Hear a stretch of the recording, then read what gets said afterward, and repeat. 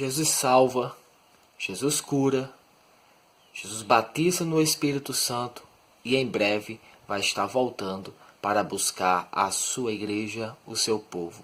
Essa mensagem é a mensagem que nos identifica. Então fique comigo até o final desse vídeo e vamos para essa aula, esse estudo maravilhoso.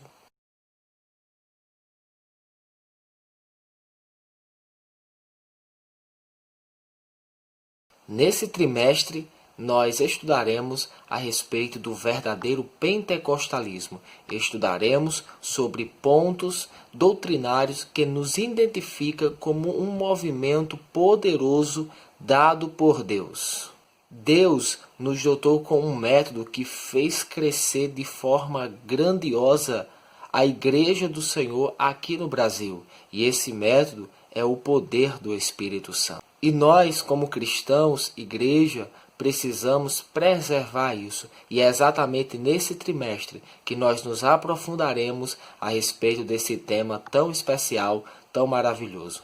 Que esse trimestre venha a ser um trimestre abençoado por Deus. Que não seja apenas algo teórico, mas que seja algo prático. Ou seja, que nós possamos desfrutar da presença do Espírito Santo. Que nós possamos praticar tudo aquilo que foi ensinado durante esses 3 meses. Que Deus abençoe, em nome de Jesus, e vamos para uma pré-aula.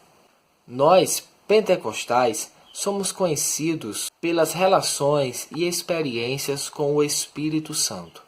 Suas características básicas são o batismo no Espírito Santo, a manifestação dos dons espirituais, profecias, curas e operação de maravilhas.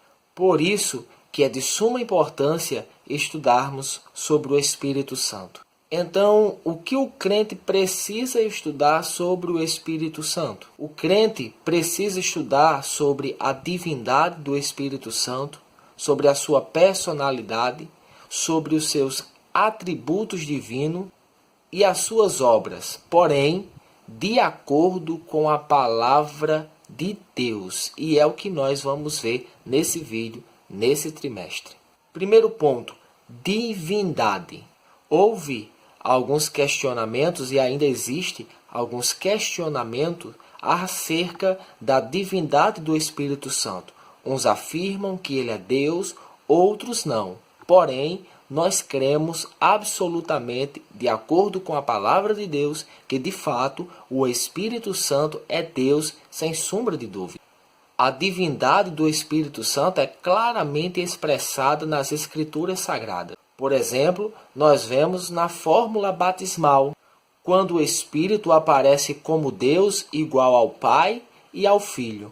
No Evangelho de Mateus, capítulo 28, versículo 19, diz: batizando-as em nome do Pai, do Filho e do Espírito Santo. Por exemplo, também na primeira carta de Paulo aos Coríntios, capítulo 3, versículo 16, que diz assim: não sabeis vós que sois o templo de Deus e que o Espírito Santo habita em vós? Você perceba que é algo alternado. Vós sois o templo de Deus e o Espírito Santo habita em vós. Então, confirmando que o Espírito Santo é Deus.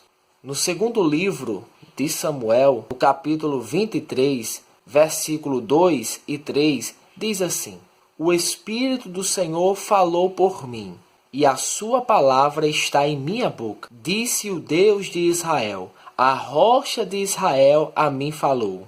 Veja também que é algo alternado, o Espírito de Deus e o próprio Deus, confirmando assim a divindade do Espírito Santo. Veja claramente que a Bíblia comprova a divindade do Espírito Santo. Veja que o Espírito aparece como Deus, igual ao Pai. Também no livro dos Atos dos Apóstolos, no capítulo 5, versículo 3 e 4, você pode estar conferindo aí na sua Bíblia Sagrada, você também vai ver que o Espírito Santo ele está aparecendo igual ao Pai, mostrando, comprovando também que o Espírito Santo é Deus.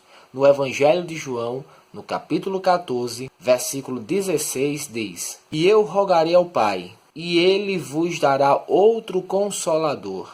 Essa palavra outro, no grego, aqui nesse versículo, significa ser alguém da mesma natureza de Cristo. Então, Cristo, Jesus, Deus, o Espírito Santo também é Deus. Vamos para o ponto 2, personalidade. A Bíblia nos mostra com clareza que o Espírito Santo é uma pessoa, por isso que traz o tema, a pessoa do Espírito Santo. A Bíblia menciona atitudes e ações do Espírito Santo que somente uma pessoa pode ter. Vejamos. A Bíblia diz que o Espírito Santo pensa. Está lá na carta de Paulo aos Romanos, capítulo 8, versículo 27. Nesse texto, as Escrituras afirmam que o Espírito Santo examina os corações, ou seja, examinar é raciocinar, é calcular. Então, o Espírito Santo, ele pensa. A Bíblia também diz que o Espírito Santo, ele sente, ele tem sentimentos.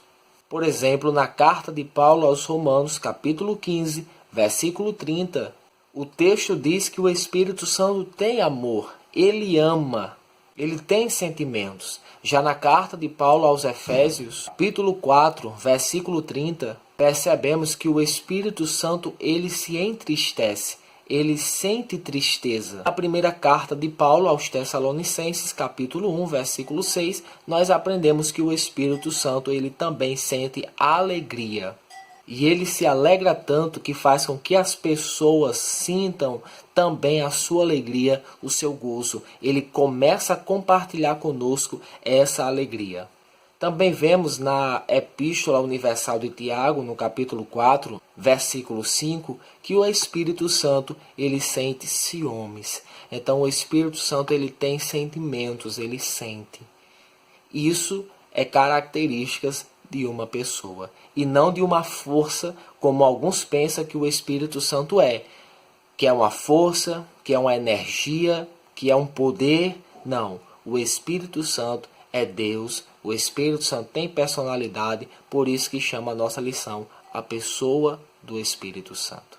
A Bíblia também diz que ele tem personalidade própria. Carta de Paulo aos Coríntios, capítulo 12, versículo 11, a primeira carta, diz que o Espírito Santo, ele reparte os dons como ele quer, segundo a sua vontade. Então, o Espírito Santo, ele tem vontade própria. A Bíblia diz também que o Espírito Santo convence. No Evangelho de João, capítulo 16, versículo 8, ele convencerá o mundo do pecado, da justiça, do juízo. E lembrando que somente uma pessoa pode convencer. Então, mais uma prova que o Espírito Santo não é uma força, não é um poder, não é uma energia. Ele é uma pessoa, ele é Deus, ele tem personalidade. A Bíblia também diz que o Espírito Santo, ele fala. No Evangelho de João, capítulo 16, versículo 13, você pode estar conferindo aí na sua Bíblia, e existe várias outras passagens comprovando que o Espírito Santo fala.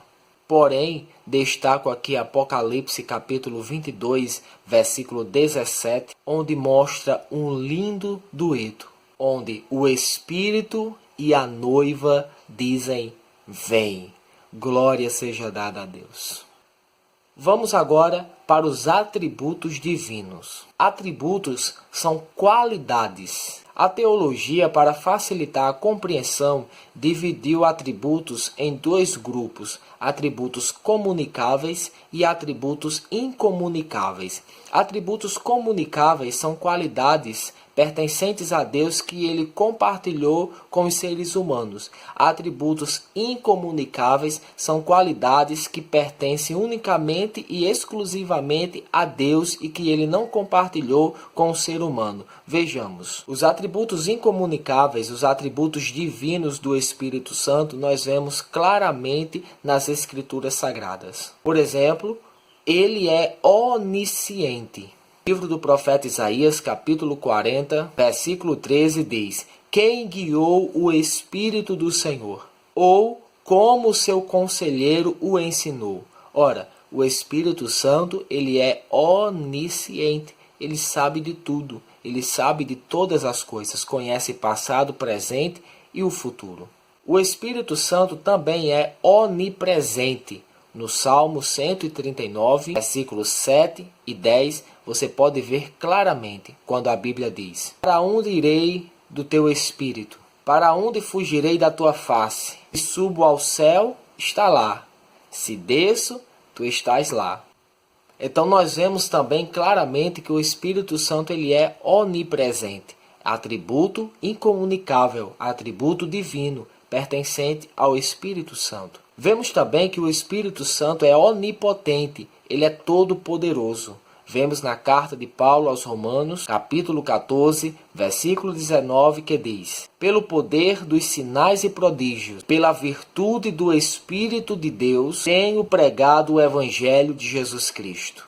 Então nós vemos aí claramente que o Espírito Santo ele é poderoso, ele é onipotente. Vemos também outro atributo: o Espírito Santo ele é eterno. Você pode conferir na carta aos Hebreus, capítulo 9, versículo 14, onde ele é chamado de Espírito Eterno.